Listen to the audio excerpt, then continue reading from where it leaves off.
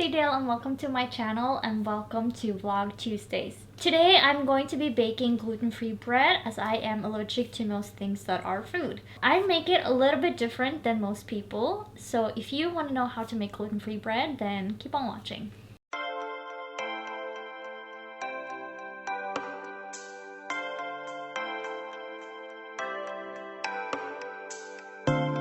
If you are like me, allergic to food, then you know that allergy-friendly food tends to be expensive. Now, I have found a way to make gluten-free bread that is both delicious and affordable. Now, it does require a few ingredients that are not normally found in bread, just because I need to find replacements. So usually if you are baking gluten-free bread and you don't have any extra food allergies other than that, you should, instead of having the gluten, which is what keeps the bread together, you need to buy something called psyllium husk or fiber husk, depending on the country that you live in. It's a great gluten replacement, and as long as you're not allergic to that, that should be delicious and make your bread as normal. I happen to be allergic to that as well.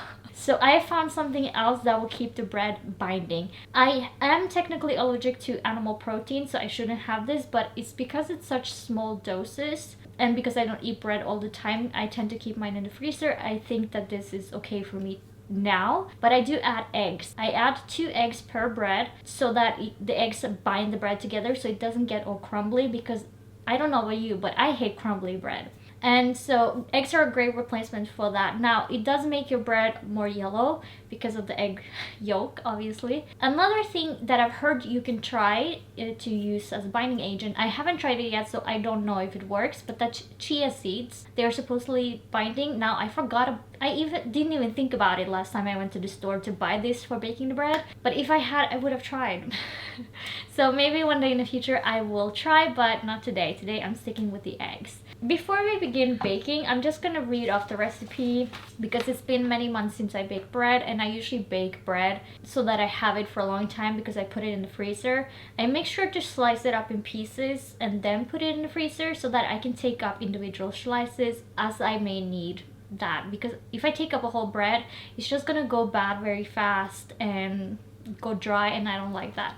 I'm making 3 breads, so this is a recipe for 3 breads. If you just want 1 bread, you have to divide this by 3. You're gonna need about 10.5 deciliter of water or milk, it depends. If you want more flavor to your bread, I suggest doing milk. I happen to have, I have homemade oat milk here. It's about 2 deciliters, so I will use that, and then the rest I will use water. And then you're going to be needing 4.5 tablespoons of food oil. It says here I will use olive oil. That's what I use all the time. I would just use olive oil.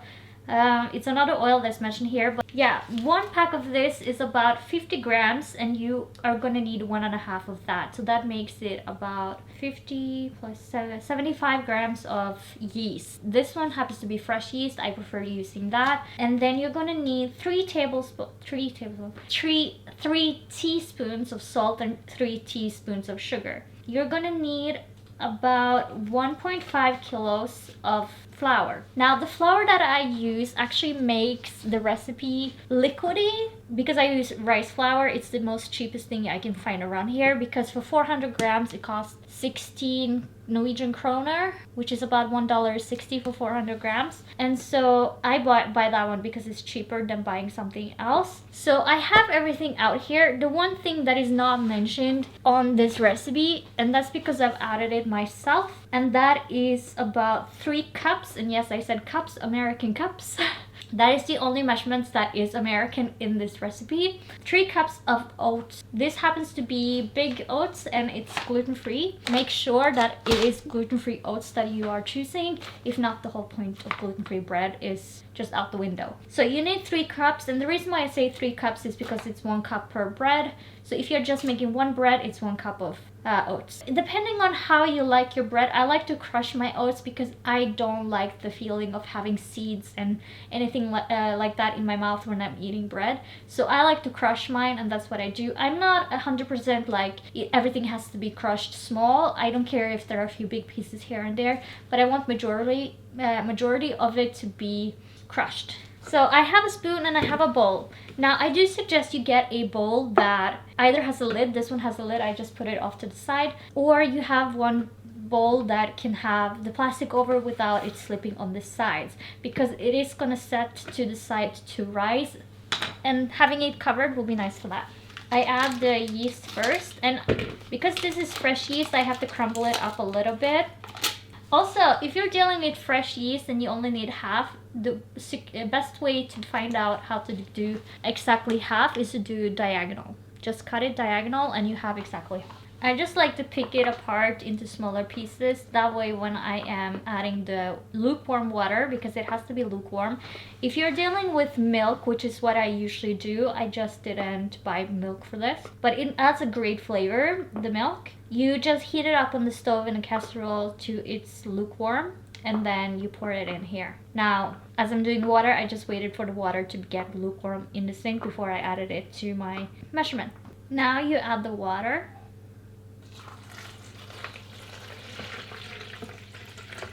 I happen to have the exact measurements done already for most of these things, just to make it easier for me on camera. And then I take a spoon, you can use a whisk as well, but I don't have one, so I'm using this instead. You can also do this in a machine.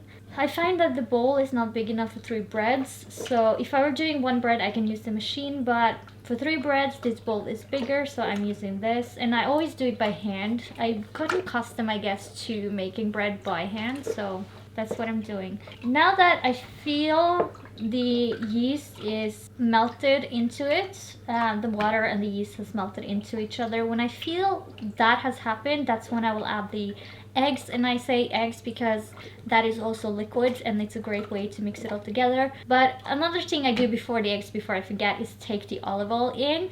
And when I feel like it's almost done with the yeast, I will add the olive oil just so that it mixes in everything. And like I said, we're gonna need 4.5 spoons.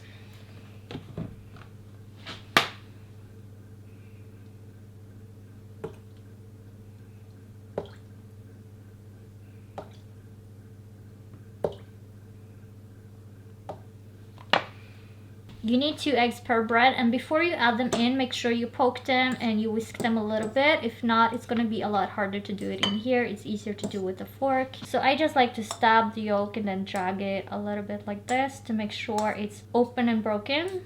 That way when I'm blending it into the dough, it's a lot easier. Now this is exactly 6 eggs, so... And then I just mix that in, and yes, it will make it look more yellow, but I don't care about the color, I care about the flavor and the consistency. Obviously, eggs is not a great option for those that are vegan, and if you're just gluten-free and you eat meat, then eggs are a great replacement for the gluten. It will keep the bread together. I'm not saying it won't crumble a little, because all bread crumbles a little, but it will reduce by a whole lot, trust me. I tried without for a long time before I added the eggs, because I remembered it one day. I was like, wait a minute, what do we use when we make like meatballs? Obviously use eggs for binding. Makes sense. And then I like to add in the salt and the sugar, just because it's easy for me to just put it in now. So I do the sugar first, and it's gonna be 3 teaspoons of each.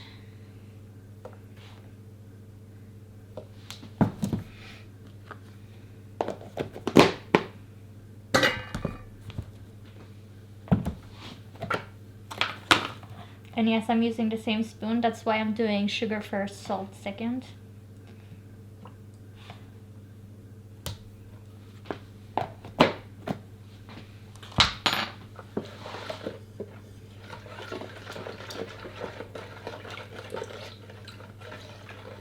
Now, if you decide to use soy milk, then you should drop the sugar, because soy milk tends to have a sweetness to it anyway. Then you don't need the sugar. And obviously this is not a typical American bread. This is a typical Norwegian bread. I just changed it so that it's gluten-free, because the recipe I'm following is for a completely normal bread. I just changed out the flour, added the eggs and the oats. That's the only thing I did, because I don't know if you know this or not, but rice flour doesn't actually have a lot of fiber to it, if it has any at all. Bread should have some fiber for nutritional value, and so I add the oats for that. And it makes the whole thing a lot better. So now I'm gonna do the 3 cups of oats, and I'm gonna put them in the machine. I don't know if you can see it off to the side here. I'm just gonna put it in this is technically a smoothie machine, but I use it for making my crushed oats just because it's easy and convenient. So I'm gonna put my 3 cups in there. I'm also gonna add the milk.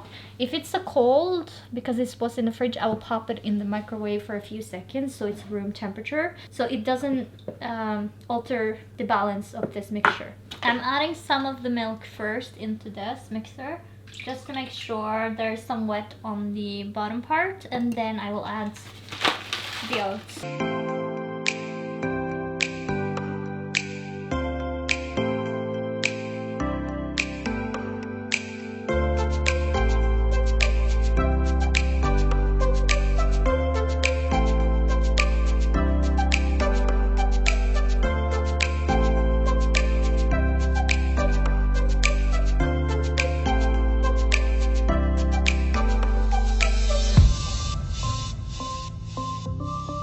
You just pop the lid on and you run it until it's crushed to your desire. You don't have to crush them at all if you don't mind the chunky bits.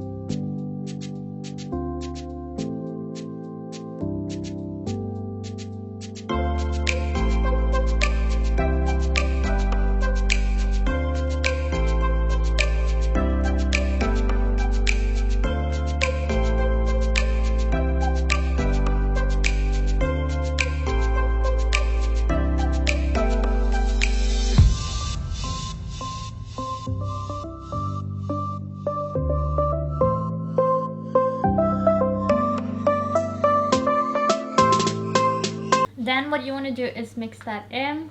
Make sure it's really mixed in before you add the flour. If not, you're just going to end up with more lumps than you need. And it's just going to make it, when you cook the bread, you're going to find lumps of things in one place, like either the oats or the flour, and you just need to mix it well. Now that is mixed in, and I will add the flour. So I have a weight scale here to the side that I'm gonna need for a little bit of it. Now I know that each bag of this is 400 grams, so I'm gonna need 3 of those, and then I have one that's already open that I will put on the scale and measure out 300 grams. So get my scissors. When you're dealing with bags like these, I have found a trick. Well, first of all, make the bottom flat. Then cut in a small opening at first, and then you pull on it because it gives it air inside, so that when you cut the rest, you don't cut a lot of flour out of the bag and you don't make as much of a mess.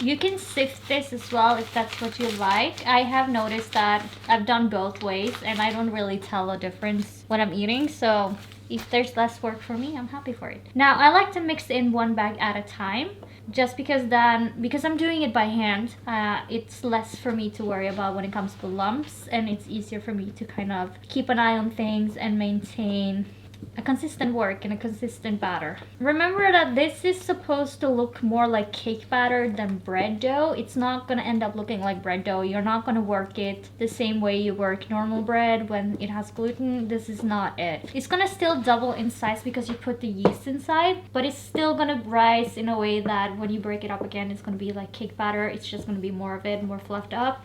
And when you rise it up in the end, I'm gonna show you how to do it with the least amount of mess. Now it's time for the second bag.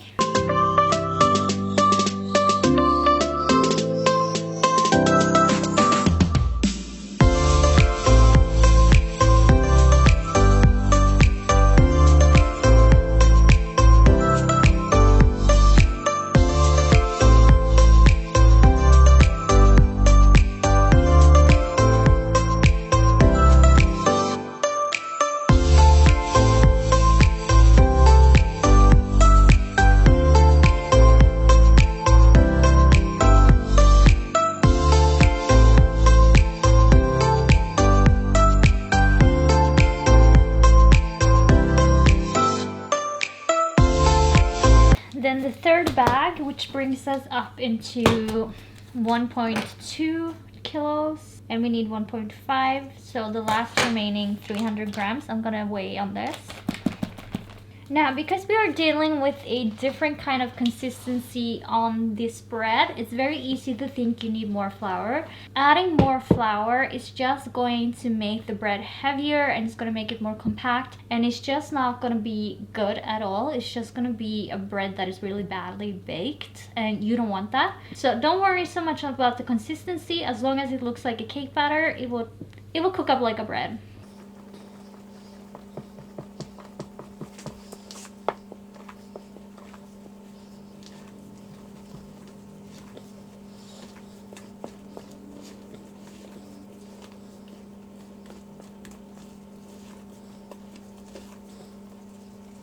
And so I'm going to add the 300 grams, so I need to measure out.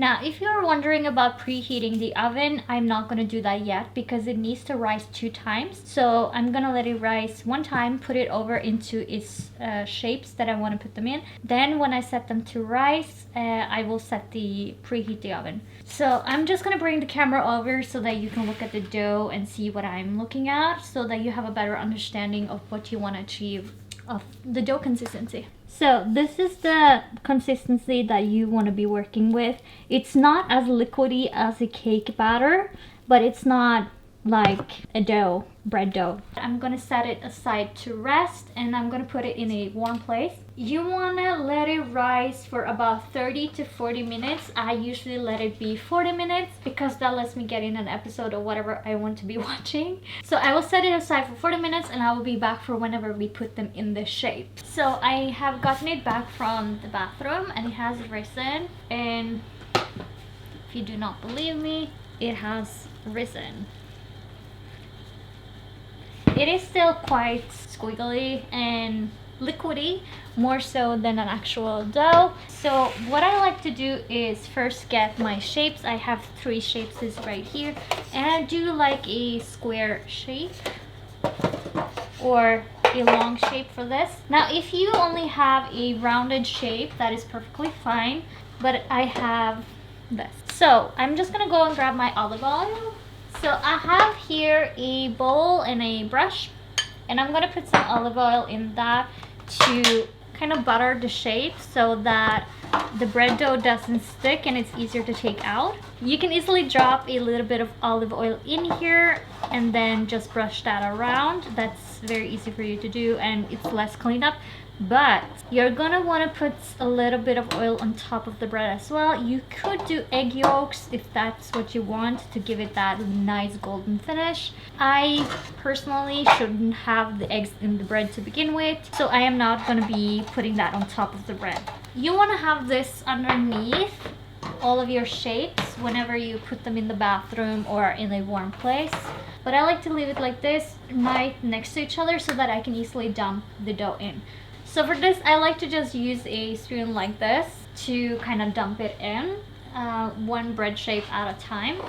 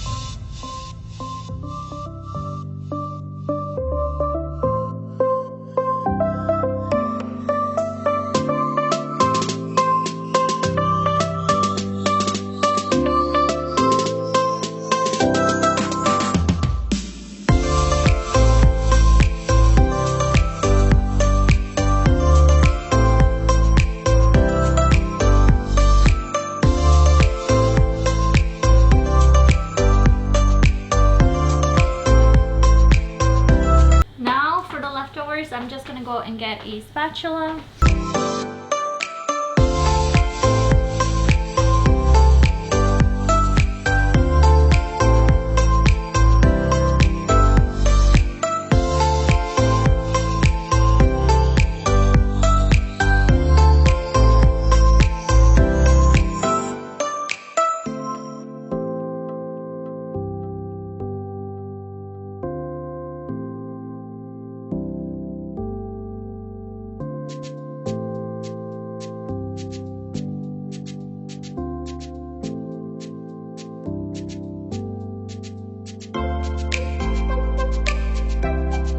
What you can do now is technically you can beat it in place, or you can just use the spatula and kind of move it around. I like to make sure that the top is a little bit smoothed out so it doesn't look like it's broken up, that it looks consistent at least on top, because then I know that when I do decide to beat it in, it's going to be nice and consistent all the way through. Now it's important that you do it now before you let it rise for the second time, because you do not want to touch it or squish it once it has risen the second time, because that's how you get compact bread. And compact bread, that's, like I said, is not good. Now, because when it rises for the second time, I want to put a towel over it because it doesn't have a lid. But before I do that, I want to make sure I have a parchment paper over, so that whenever it does rise, and it does, in my case, it always rises to the top and maybe a little bit above, I want to make sure that the towel doesn't get dirty, but rather the parchment paper, because it's easier for me to kind of use the spatula and wipe some of the dough off of the parchment paper than it is to get it off of the towel.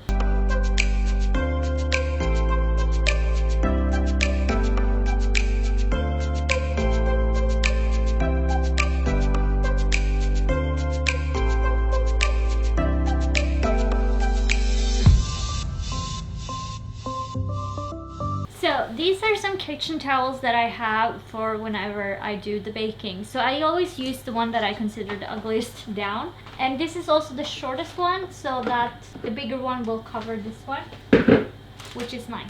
Then I just lay that down on top. I want to make sure I get it all on the inside of the tray that I have, just because it's easier that way for me, at least, to carry it, to make sure nothing slips out, and to make sure that the towel is safely secure on over the dough. So now that I'm gonna go up to the side this 30 minutes, it's the time to preheat the oven. Now the oven should be preheated to 200 degrees Celsius, not Fahrenheit. So I'm guessing, I don't know how much that is in Fahrenheit. I do European measurements. So 200 Celsius for 50 to 60 minutes. That's how much it should bake for. But it should rest for 30 minutes. And that's a good amount of time for my oven to preheat. So I'm going to put that on, put this to rest, and then I will be back to whenever we put the breads in the oven. It has been 30 minutes now. And so I'm ready to take this off.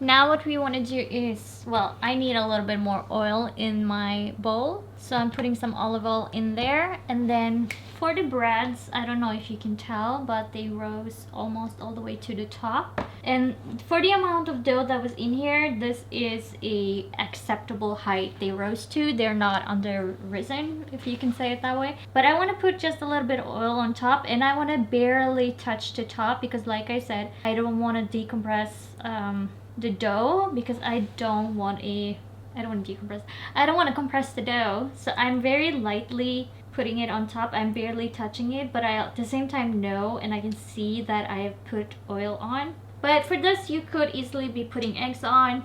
If you can eat eggs, I do recommend doing the eggs instead of the oil if you can, but I can't, so I'm just doing the oil on top, and I think that works perfectly fine for me. Then I'm gonna be putting it in the oven.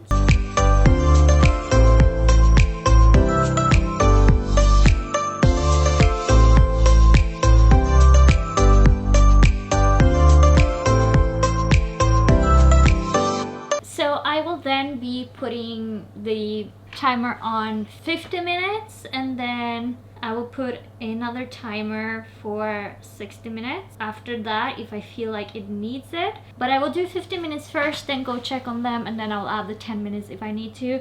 But they should be on, the oven should be on 200 degrees for 50 to 60 minutes. That's enough.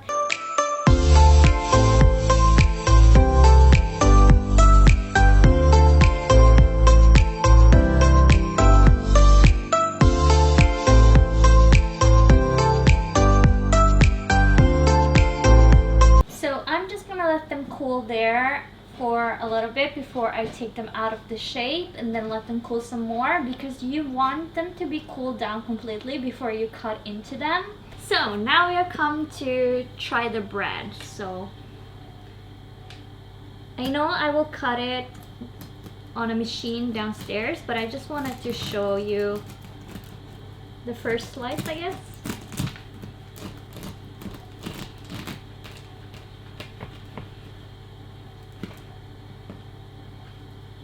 I'm not the best slicer, let's just live with that. But this is what the bread looks like on the inside.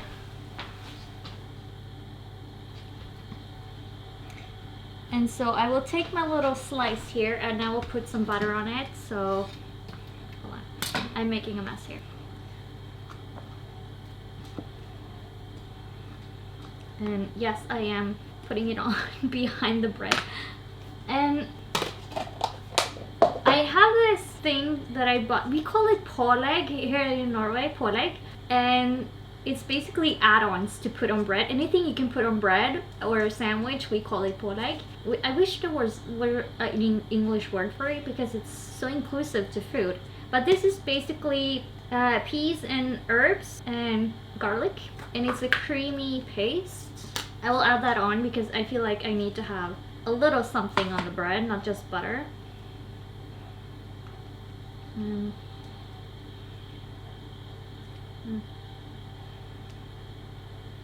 Okay, let's have it go. And so that is all I had for you today, and that is how I make my gluten-free bread. And I hope this helped you or inspired you to make your own. So with that, if you liked the video, please leave a like and a comment down below. And if you want any more content like this, then hit the subscribe button and the notification bell, and you will be notified when I upload a video. Now, I upload my vlog Tuesday videos every Tuesday at 8 o'clock Norwegian time, which makes it about 3 o'clock New York time. And with that, I want to say thank you so much for watching, and I will catch you in the next next one. Bye!